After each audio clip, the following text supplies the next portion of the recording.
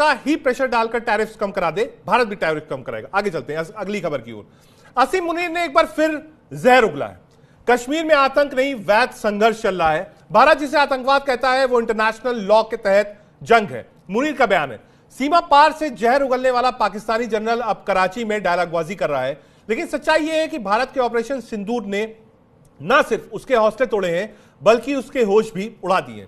General असीम मुनीर वही शख्स है जो कभी भारत के खिलाफ ख्वाब देख रहा था, अब अपने ही बंदरगाह पर भारत के प्रहार की आहट से कांपता है।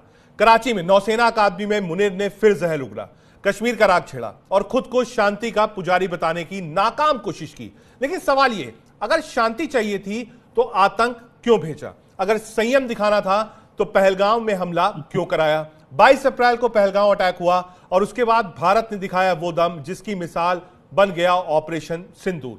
100 से ज्यादा आतंकियों को मारा गया, जैश के टॉप कमांडर साफ कर दिए गए और भारत की ब्रह्मोस स्ट्राइक ने पाकिस्तान को घुटनों पर लाकर सीज फायर के लिए मजबूत कर दिया।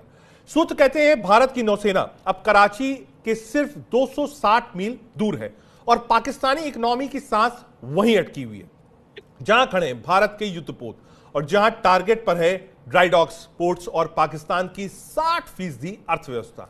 अब मुनीर साहब कह रहे हैं कि नौसेना में अपनी पकड़ मजबूत करने की कोशिश, क्योंकि कराची के किनारे हारा है जनरल, अब बयानबाजी से ताकत वापस पाना चाहता है। लेकिन सवाल वही है, क्या भारत की सैन्य ताकत के आगे अभी भी चलेगी पाकिस्तान की प्रॉक्सी वार की चाल, या फिर ऑपरेशन सिंदूर की कहानी पाकिस्तान के लिए बन जाएगी final chapter of fair?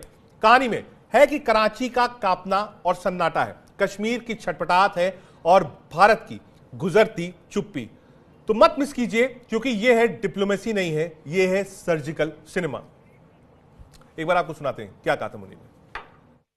Organization known for superior military ethos, meritocracy and professional excellence. Maritime warfare is emerging and adapting with the ever-changing character of warfare. The spectrum of maritime challenges makes it imperative for Pakistan to maintain a strong maritime force, an efficient navy which must be second to none. India tends to exploit its so-called strategic relevance, hubristic mindset and military capacitation for adventurism aimed at political gains.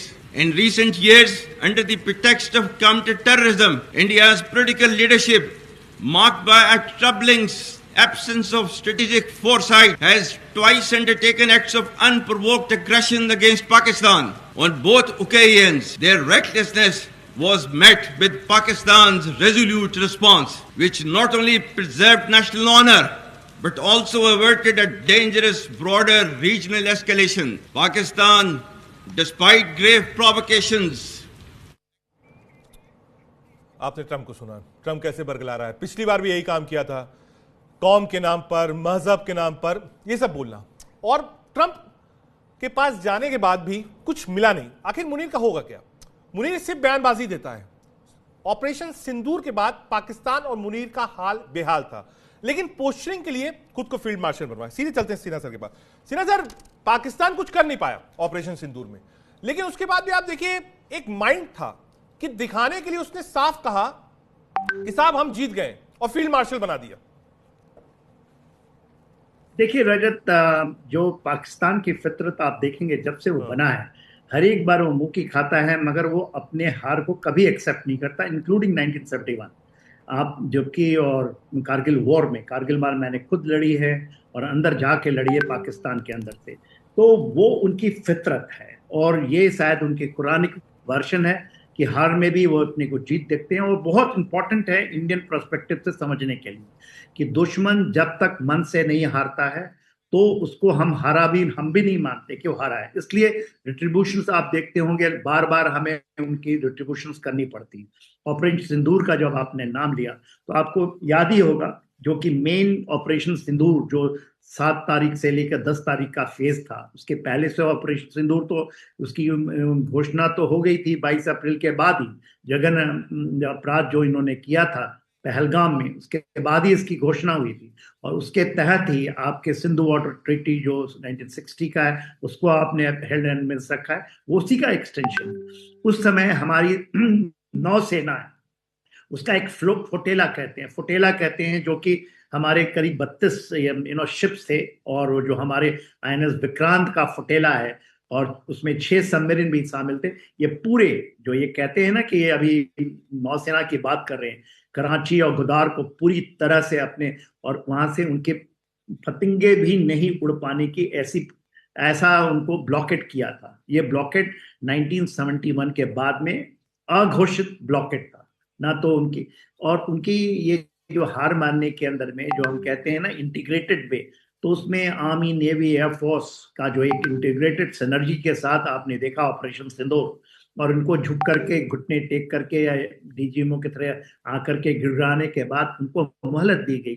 और अभी जो operation सिंदूर है वो थमा है, रुका नहीं है। माफी के साथ रुक रहा हूं सीना से मैं, और लोग जानना चाहते हैं, एक तरफ आप देखिए बिल्कुल अपने आप को, मतलब एक तरीके से पाकिस्तान बिल्कुल सरेंडर है चाइना के आगे, इतने सालों से हमने देखा अमेरिका का दखल अंदाजी रही है, लेकिन जिस तरीके से अभी इजराइल ईरान कॉन्फ्लिक्ट के बीच में जाना है, तो क्या अब आपको लगता है डबल, आप कह सकते हैं दो शक्तियों के बीच में भी पाकिस्तान पिसेगा?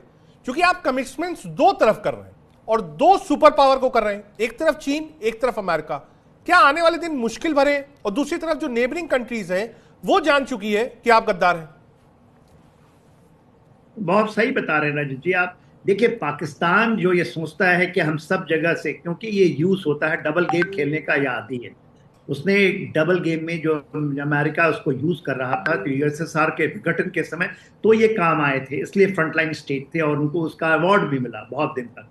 मगर ये आसिम मुनीर साहब अभी चाइना के साथ भी, कभी आप अमेरिका के साथ, फिर आप मिडिल ईस्ट में, वेस्ट एशिया में भी घुसना चाहते हैं, और वहां देखते हैं क्योंकि आपकी हैसियत नहीं है ना, तो आपके एक ये बोगी है जो न्यूक्लियर बोगी, कि हमारे पास न्यूक्लियर हथियार है और हम पूरे मुस्लिम जगत के अंदर में मेरे पास ही हथियार है, इसलिए हमारी रेलेवेंस है। वो जो है मुझे लगता है कि थोड़ा सा वक्त हमें देना होगा और देखना होगा कि आखिर आने वाले दिनों में चाइना